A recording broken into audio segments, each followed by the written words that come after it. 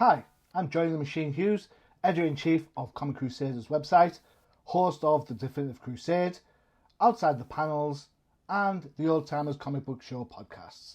I'm here today to be reading Smashed Avocado from Points of Villainy, Points of Virtue, published from ASAP Comics UK.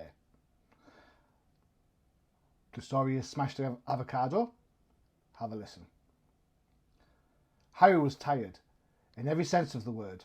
Drained, sleepy, most of all he was tired of things. Things that once brought him joy, now held nothing in favour for him. "You've officially become an old fart," mocked Roger, the only person Harry could tolerate these days, and that wasn't by much.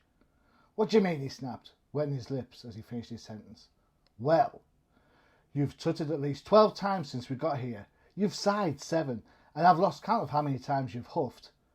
You should concentrate on what you're doing now, not me."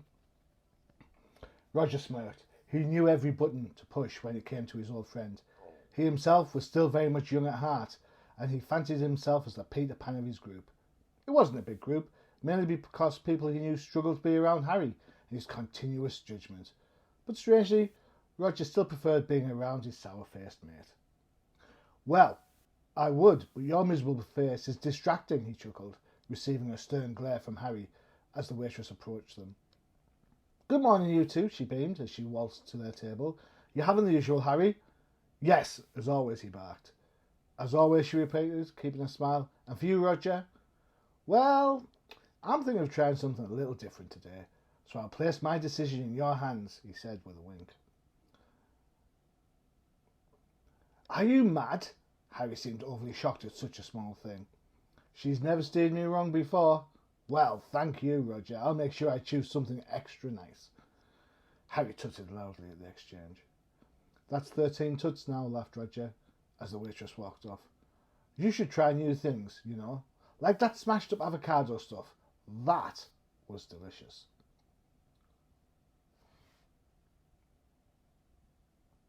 "Ugh, it was bright green. Then they put an egg on the top." "Well, I never said it looked nice," laughed Roger, searching his friend's face for the smallest hint of a smile. Nothing. "You're a tough crowd." Harry grumbled under his breath as he jammed his hand into his inside jacket pocket, searching for something.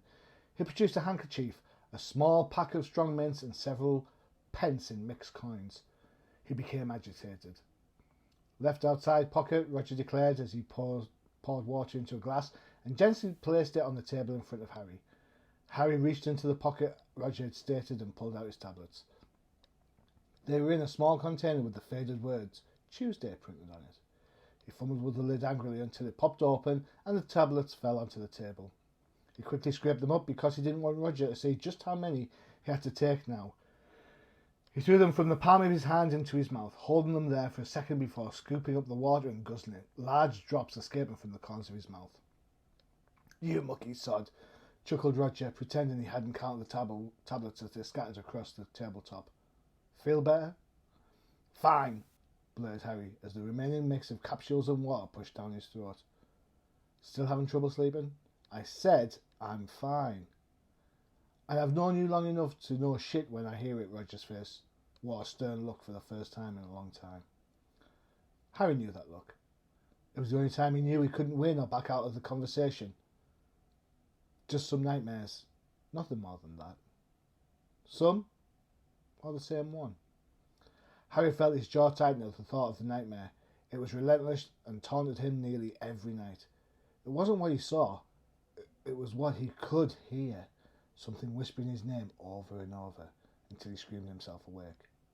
It would always leave him a parting gift too, a petrifying laugh which faded as he dived for the lamp on his bedside table.